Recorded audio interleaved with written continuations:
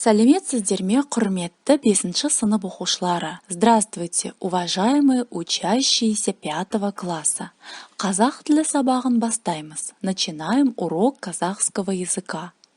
Бүгінгі сабағымыздың тақырыбы жұлдызды аспанның құпиясы. Тема урока – тайны звездного неба. Открываем страницы 59-60.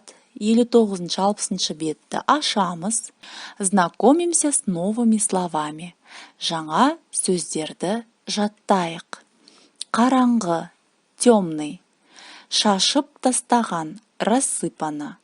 Жағып қойған, зажженный. Біресе, то так. Ожау, ковш. Жеті қарақшы. Это название созвездия. Дүрбі, бинокль. Таңғалу, удивиться. Күту, ждать. Ал енді оқулықтың 60-шы беттегі 3-ші тапсырманы ашайық. Открываем в учебнике страницу 60, 3 задание.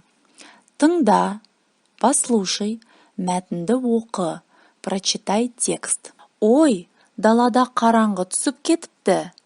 Қонақта көп отырдық, деп анасы әжесімен қоштасты. Келіп тұрыңдар, мен сендерді күтемін, деді әжесі немересінің бетінен сүйіп. Жұлдыздар жап-жарық, аспанға жұлдыздарды шашып тастаған секілді. Аспанға кішкентай шамдарды жағып қойғандай. Алисаның қолында сүйікті ойыншығы Антошка, клоуны бар.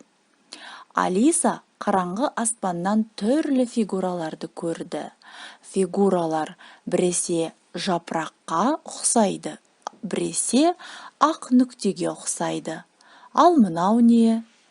Мама, қарашы, аспанда үлкен ожау тұр, деді Алиса қолымен аспанды көрсетіп.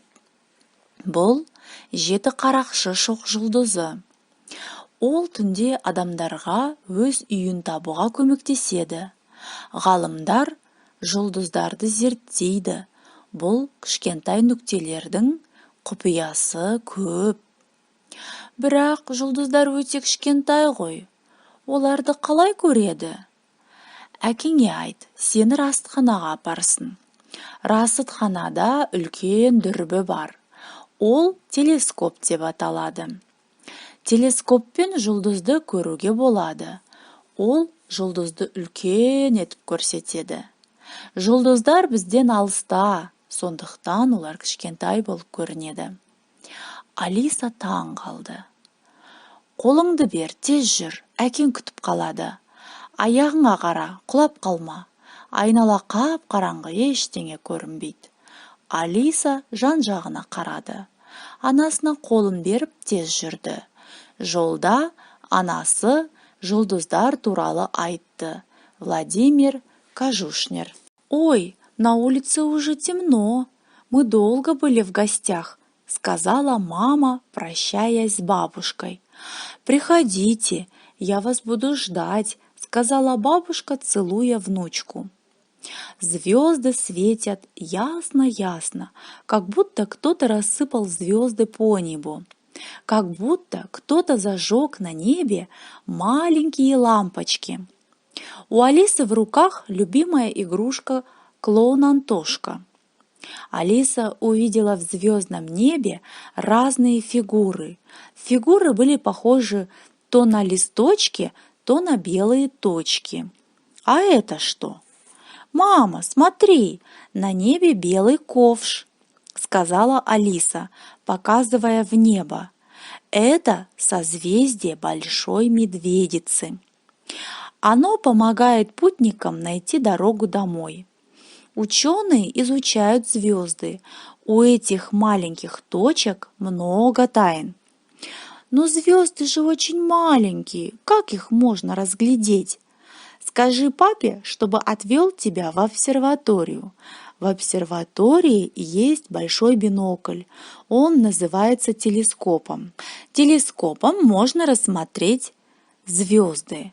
Он увеличивает звезды. Звезды находятся далеко от нас, поэтому они кажутся нам маленькими. Алиса удивилась. «Дай руку, иди быстрее, папа заждался нас». «Смотри под ноги, не упади, вокруг темно, ничего не видно». Алиса оглянулась, взяла маму за руку и быстро зашагала. По дороге мама рассказывала ей о звездах. Владимир Кожушнер. Итак, мы прочитали текст о том, как маленькая Алиса, выходя с гостей от бабушки, услышала от мамы много интересной информации о звездах. А теперь открываем 61-ю страницу и смотрим на 6-е задание. Алпс бірінші бет, 6-шы тапсырма. Диаграмма жаса, түнгі аспан қандай? Составь диаграмму, ответь на вопрос, какое звездное ночное небо? Түнгі аспан, звездное небо. Какое?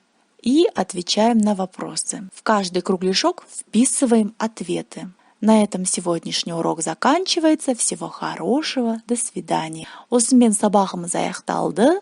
Келесі кездескенше сау саламатты болыңыздар.